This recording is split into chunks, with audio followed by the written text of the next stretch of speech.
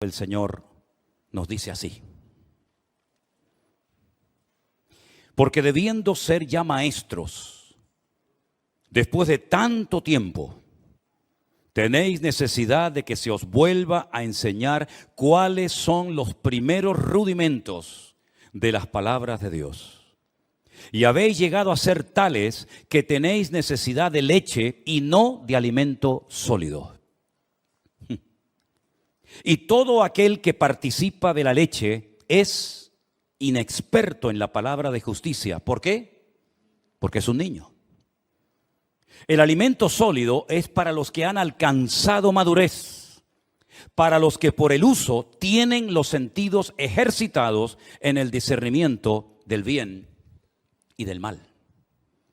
Como he dicho en otras ocasiones, estos hebreos, estos judíos que van a recibir esta carta por parte de quien la haya escrito, ya eran segunda o tercera generación, eran hijos de creyentes, eran personas que ya se suponía que tenían que estar a un cierto nivel, a una cierta estatura espiritualmente hablando.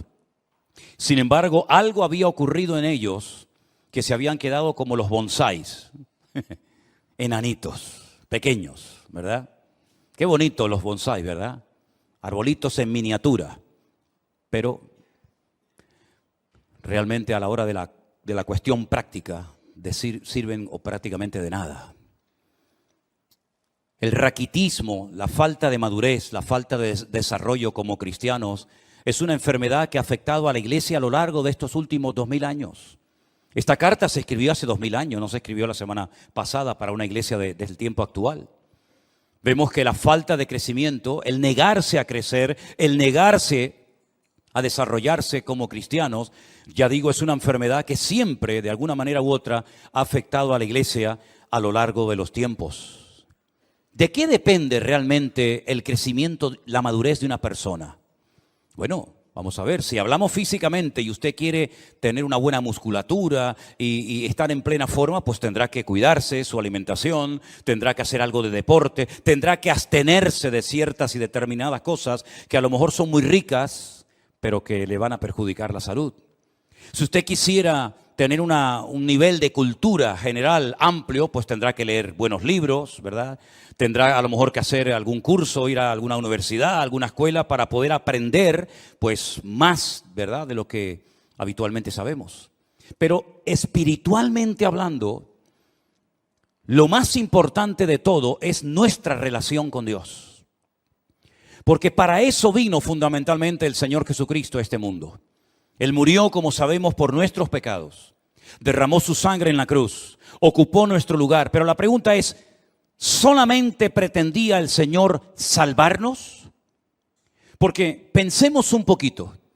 Si el objetivo del Señor fue solamente salvarnos, perdonar nuestros pecados, ¿por qué una vez que hemos entendido el Evangelio, por qué una vez que le hemos recibido en nuestros corazones como nuestro Señor y Salvador personal, por qué no nos llevó directamente a su presencia?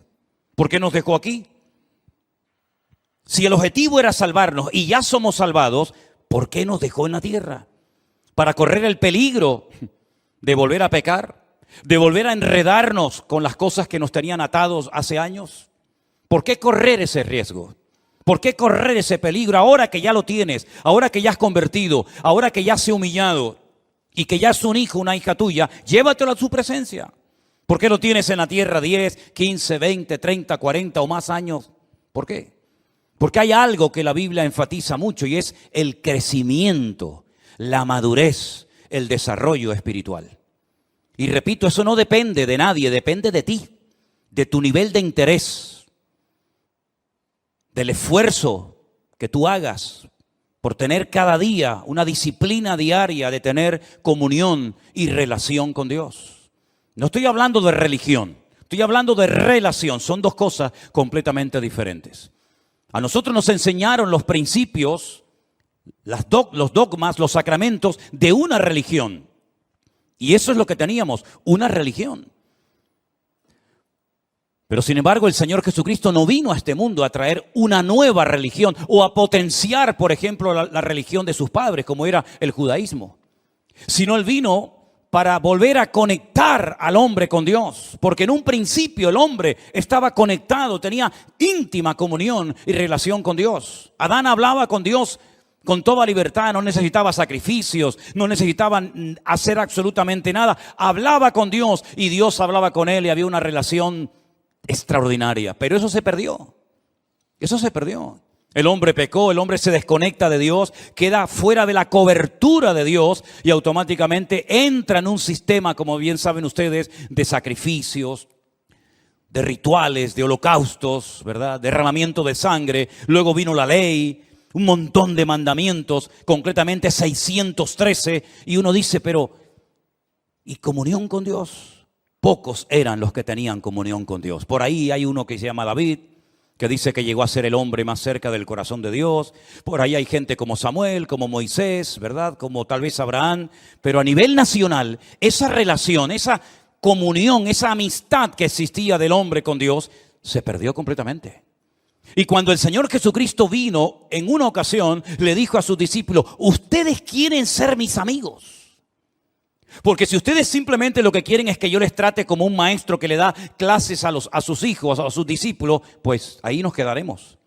Pero si quieren profundizar y si ustedes quieren ser mis amigos, yo les voy a decir qué tienen que hacer. Y les dijo, haced todo lo que yo os enseñe.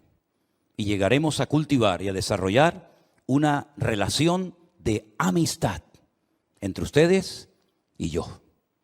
¿Cuántos en esta tarde quieren ser amigos de Dios? ¿A cuántos en esta tarde les interesa tener comunión y relación personal con Dios? Hay algunos que dicen que eso es imposible. Hay algunos que a lo largo de la historia, como un tal Spinoza, un filósofo judío, y como incluso Albert Einstein dijo que bueno, que eso de tener relación con Dios, eso es imposible. Creían en Dios, pero no creían en un Dios personal. No creían en un Dios que se interesara por tu vida, por tus necesidades, por tus problemas, por tus luchas, por tus pruebas, sino en un Dios que estaba por ahí, pero tan ocupado que búscate la vida, porque para eso yo te di un cerebro, unas piernas, un ojo, y para eso di leyes a la naturaleza, y a la hora de la verdad, pues Dios no aparece por ninguna parte. Cuando uno analiza la palabra de Dios, tanto en el Antiguo como en el Nuevo Testamento, pronto vas a descubrir que Dios quiere mucho más que simplemente una relación de Dios a criatura, sino una relación de padre a hijo, una relación de amor, una relación de confianza, de amistad. Incluso en la carta a los Hebreos, el que la haya escrito, dijo que ahora podemos tener acceso y debemos acercarnos a Dios con libertad. No acercándonos a un Dios desconocido, frío, distante, indiferente, que es imposible conocerlo, sino todo lo contrario.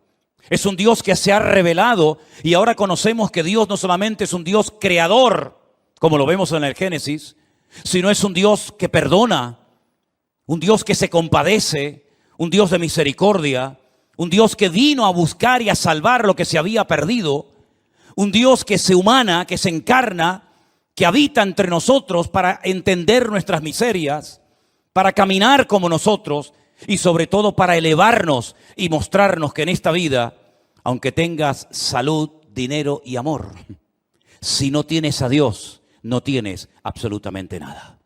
Porque en esa antigua canción se enfatiza y se apunta a lo que todo el mundo quiere tener: salud, dinero y amor. Y como dice la canción, en el que tenga estas tres cosas, que le dé gracias a Dios. Pero ¿y si no tengo salud? Si no tengo dinero, y si en el amor he tenido muchos problemas, entonces no tengo motivos para darle gracias a Dios. ¿No tengo ninguna razón de vivir? Por supuesto que sí. En la Biblia encontramos personas que no tenían una buena salud, no tenían una buena economía, y no tenían ni siquiera amor, sino todo lo contrario. Y sin embargo tenían una relación y una amistad con Dios realmente extraordinaria. Y es que la vida no consiste solamente en tener salud, dinero y amor, sino el objetivo de la vida es tener comunión y relación con Dios.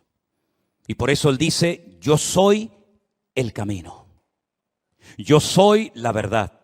Y yo soy también la vida. Y nadie va a ir al Padre sino solamente a través de mí.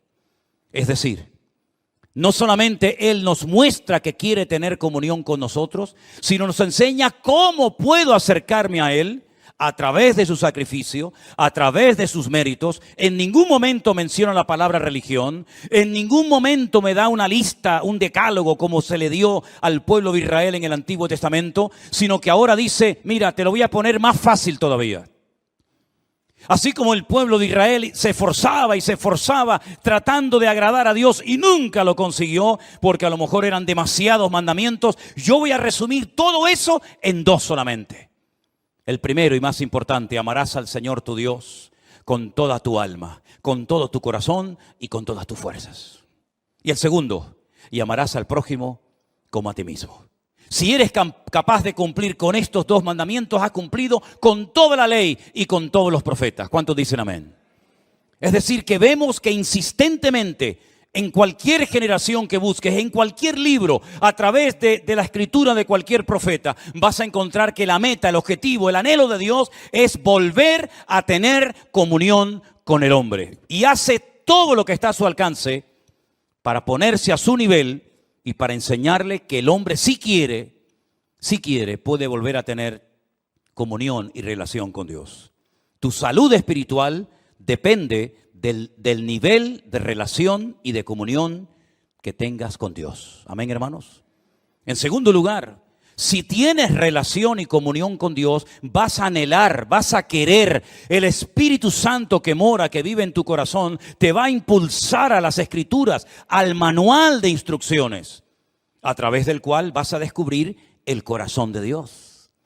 Te vas a dar cuenta qué es lo que a Él le agrada, qué es lo que Él espera de ti, cuál es el propósito de tu existencia. Y entonces te vas a dar cuenta de que necesitas tener conocimiento de la Biblia, conocimiento de las Sagradas Escrituras, relación con Dios, conocimiento de las Sagradas Escrituras, para que pueda conocer en todo momento las instrucciones del Creador, el diseño, los planes de Dios para mi matrimonio, para mi familia, para mi vida personal, para mis negocios, para la vida de mis hijos, de mis nietos, etcétera, etcétera.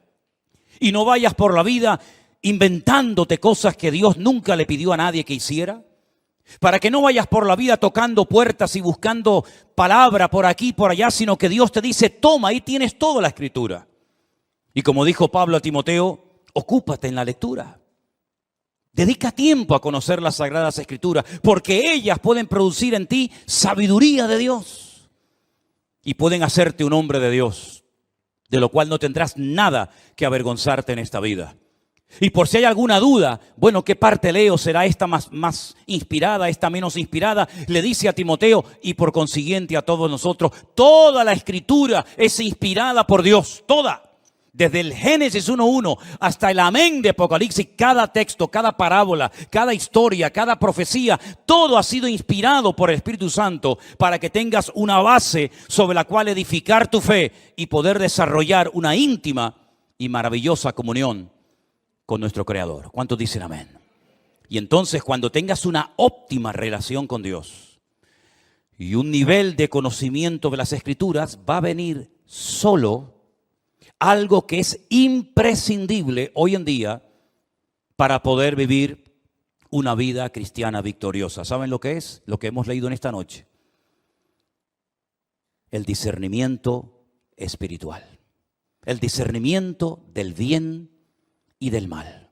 Lo que te va a permitir tener como una especie de alarma, una especie de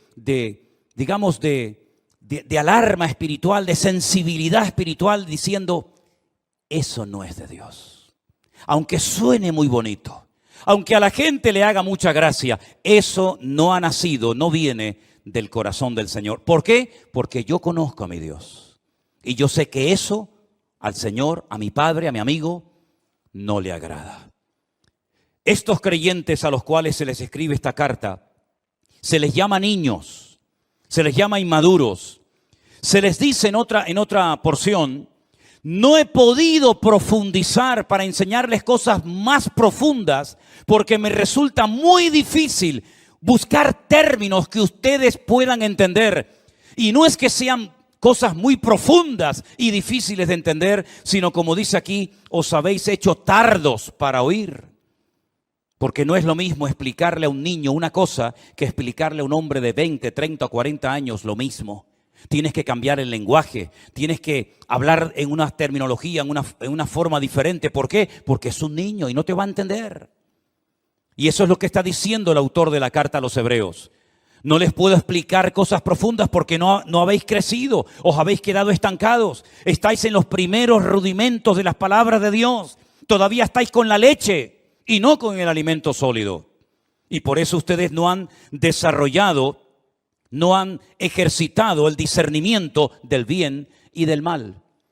Si ustedes recuerdan el mensaje que di hace unos domingos atrás acerca de la muerte de 2 hijos del sacerdote Aarón, dice la Biblia que a partir de ese momento se les dijo a los sacerdotes del Antiguo Testamento que no entraran bajo los efectos del alcohol para que no les pasara lo mismo que les pasó a sus hijos. Pero añade a continuación, y para que en todo momento seáis capaces de discernir entre el bien y el mal, entre lo que es inmundo de lo que es puro o limpio.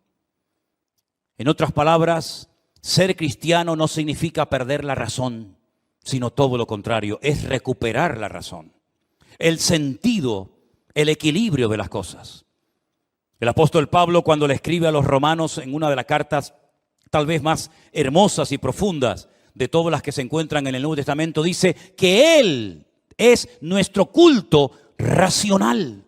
No perdemos el control, no nos disparatamos, no nos volvemos locos cuando nos convertimos a Cristo, sino todo lo contrario, recuperamos la cordura que el mundo y el pecado nos arrebató cuando estábamos fuera de la voluntad de Dios y de sus caminos.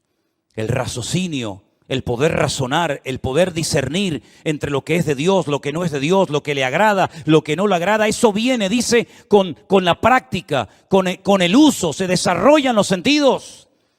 Y busqué qué quería decir el autor de la carta cuando habla de los sentidos bien ejercitados. Y precisamente habla de los sentidos de la vista, del olfato, ¿verdad? Del tacto. Cuando alguien ve algo dice, eso no es de Dios. Todo el mundo lo aplaude, todo el mundo lo admira, todo el mundo le imita, pero eso no es de Dios. Cuando la gente oye una conversación, dice, esta conversación no es de Dios. Porque esto, en vez de traer edificación, lo que aquí estamos es criticando y cuestionando a una persona que ni siquiera está delante para poder defenderse. Esto no es de Dios. La Biblia dice que las malas conversaciones corrompen las buenas costumbres. Entonces te desarrollas, creces, maduras como cristiano de tal manera que puedes discernir con tus propios sentidos naturales lo que agrada a Dios y lo que le desagrada a Él. Pero todo eso viene primero de tu relación con el Señor. Por cierto, ¿cómo está tu relación con Dios? Si es que la tienes, que espero que sí. Dice que tenemos acceso, tenemos entrada al Padre. ¿Tienes relación con Dios? Porque a lo mejor lo que tú tienes es el hábito, la buena costumbre de venir al culto, de escuchar la palabra de Dios por internet o aquí en persona. Y está bien, pero eso no significa de que tú tengas comunión con Dios. Hay gente que vive de los cultos, pero no porque tengan una comunión con Dios. Hay gente que el conocimiento que tiene es por lo que han oído. Claro, han oído tantos sermones, tantos años, y ahora por aquí y ahora por allá, que tienen un cierto conocimiento, pero la Biblia no saben ni dónde la dejaron, y la perdieron hace 20 años, y aún no la han encontrado. Entonces tú no puedes depender simplemente de un culto 1 o 2 veces a la semana. Tú no puedes depender de que haya un señor llamado pastor que predica la palabra de Dios desde este púlpito, ¿verdad? Y entonces a través de él, pues tú aprendes lo que sabes. Bueno, eso está bien, pero tú tienes que desarrollar tus propios hábitos de lectura diaria, ¿verdad? Y por eso quiero recordarles a los hermanos de la iglesia que yo les he mandado por el WhatsApp de la iglesia el curso de Isaías para que ustedes mismos de una forma autodidacta lo puedan hacer en sus propios hogares, para que no dependan única y exclusivamente de las reuniones, de los cultos, sino que ustedes puedan también acostumbrarse a buscar la Biblia, a orar, a aprenderse textos de memoria, a estudiar la palabra de Dios, porque ya sabemos que las cosas pueden cambiar en cualquier momento. No olvidemos que ahora va a ser 3 años, 2 años y pico, nadie podía congregarse en las iglesias. ni siquiera en esta. Y todos estuvimos durante meses encerrados en nuestras casas. Y fue un tiempo maravilloso que el Señor le dio a miles, por no decir millones, de cristianos para que por fin no tuvieran la excusa de decir: es que trabajamos tanto, es que no tengo tiempo para leer y estudiar la Biblia. Pues el Señor te tomó la palabra y le dio tiempo más que suficiente a miles de cristianos para que por primera vez en su vida pudieran tomarse en serio el leer todos los días, como comes todos los días, pues que comas de la palabra de Dios para alimentar tu alma y tu comunión y relación con el Señor.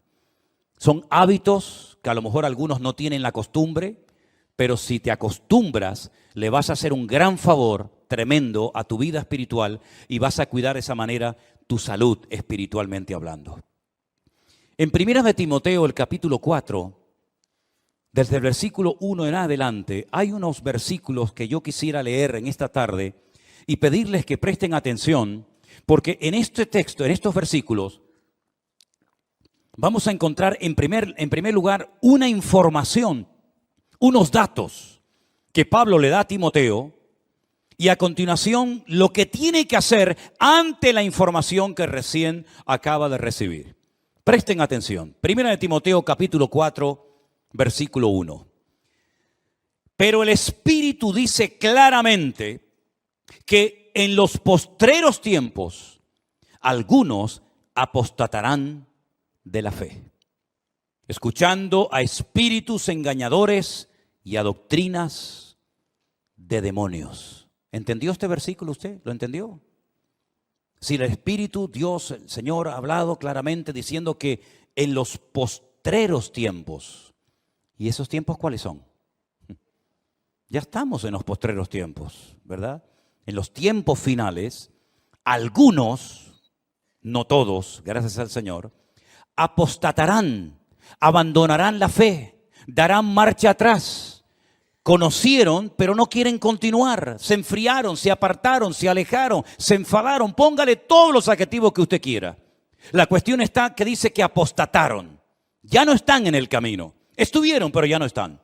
Han apostatado, han dado marcha atrás, han renegado incluso. Y dice, y escucharán a espíritus engañadores y a doctrinas de demonios. Ahora, ¿cuál es el mejor lugar, la mejor plataforma para enseñar falsas doctrinas? Voy a ponerles algunos ejemplos. Nosotros vivimos o tenemos la iglesia a muy pocos metros del estadio de fútbol.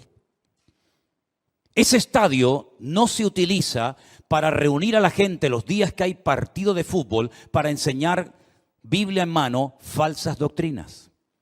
El objetivo de ese estadio de fútbol es jugar al fútbol.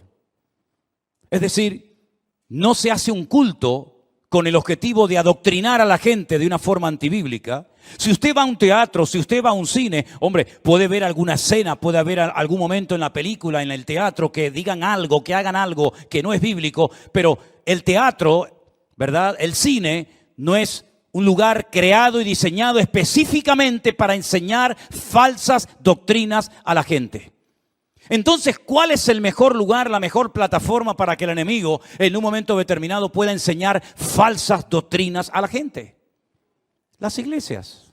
Porque en las iglesias lo que se estudia es la Biblia. No venimos aquí a jugar al fútbol. No venimos aquí como una pasarela para lucir ropitas. No venimos aquí para pasar el tiempo ni para estar un rato entretenido viendo una obra de teatro o una película o un acto cualquiera que sea. Venimos aquí supuestamente para alabar a Dios, ¿sí?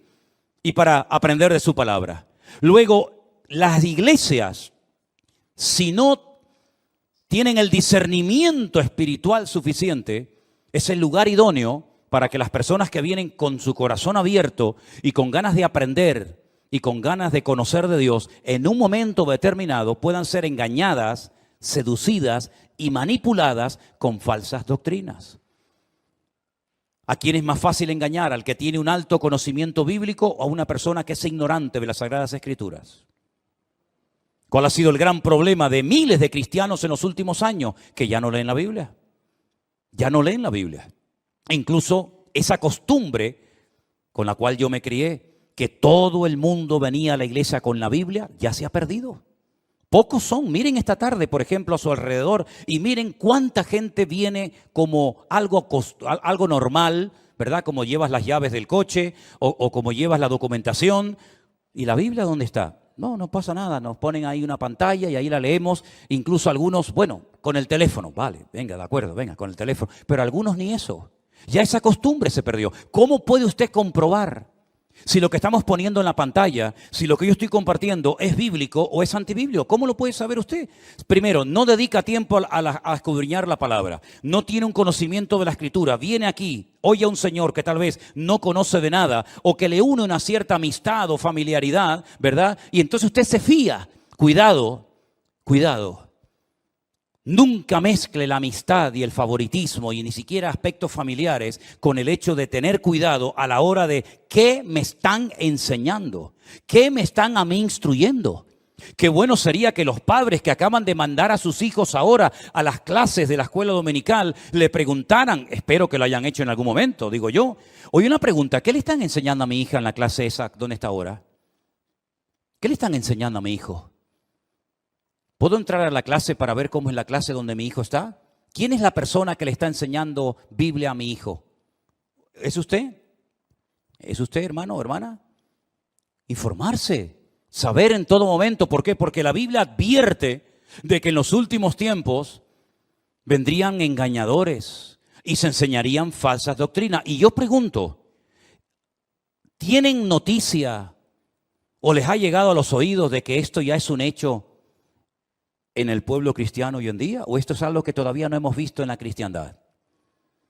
Han proliferado por todas partes las falsas doctrinas, las falsas enseñanzas. ¿Cuántas personas se han unido a la iglesia virtual y cuando nos cuentan lo que les enseñaban, cuando nos cuentan lo que les decían en sus iglesias, que había que pagar un dinero por no sé qué, que había que darle un dinero a no sé cuánto, que había que hacer esto y aquello? Yo digo, ¿pero quién les ha enseñado a ustedes todas esas disparates y barbaridades? Bueno, el pastor, por el pastor ni que fuera Dios el pastor. El pastor tendrá que pasar por el filtro de la palabra. ¿O qué pasa? ¿Que el pastor tiene licencia para enseñar y para hacer lo que le da la gana en la iglesia y todo el mundo tiene que decir amén? ¿Pero esto qué es? Entonces la palabra de Dios dice, cuidado porque en los últimos tiempos vendrán falsos cristos, falsos profetas, falsos maestros, falsos apóstoles, falsos pastores. Es que está más claro que agua. Y por la hipocresía de mentirosos que tendrán cauterizada la conciencia, dice aquí, mire esto, qué cosa tan sorprendente. ¿Le suena esto? En los últimos tiempos habría religiones, habría grupos religiosos que prohibirían casarse. ¿A mí esto me suena? ¿A usted no? Hola. ¿Estáis ahí o no? A lo mejor se quedan dormidos, yo no me di ni cuenta. Prohibirán casarse. ¿Y a quién se le prohíbe casarse en esta iglesia? A nadie. Si no se casa es porque a lo mejor no está en el grupo de los desesperados o desesperadas y no ha aparecido su príncipe azul, verde o morado o amarillo, pero no porque no le falten las ganas, ¿verdad? Pero es que dice la Biblia que en los últimos tiempos habrán grupos que prohibirán casarse. Como si el matrimonio fuera algo malo. Prohibirán casarse. Mandarán abstenerse de alimentos. ¿De qué alimentos tenemos que abstenernos los cristianos hoy en día? ¿Acaso se enseña en esta iglesia, cuidado, no coma mucha fruta, cuidado, no coma mucha carne? Bueno, por ahí salió hace poco un ministro diciendo que no había que comer tanta carne. Cara más dura. Prohibirán casarse. Sin embargo, dice la Biblia que Dios creó todas esas cosas para que con acción de gracias participaran los creyentes, los que han conocido la verdad. Porque todo lo que Dios creó es bueno y nada de desecharse si se toma con acción de gracias. Entonces hay millones de personas que aceptan que una persona que quiere servir al Señor no se puede casar. Y lo aceptan. ¿Dónde enseñó eso el Señor? Pero no dicen que Pedro fue el primer papa. ¿No dicen por ahí? Y una pregunta, ¿y no le sanó el Señor a Pedro a la suegra? Porque yo veo en los evangelios que un día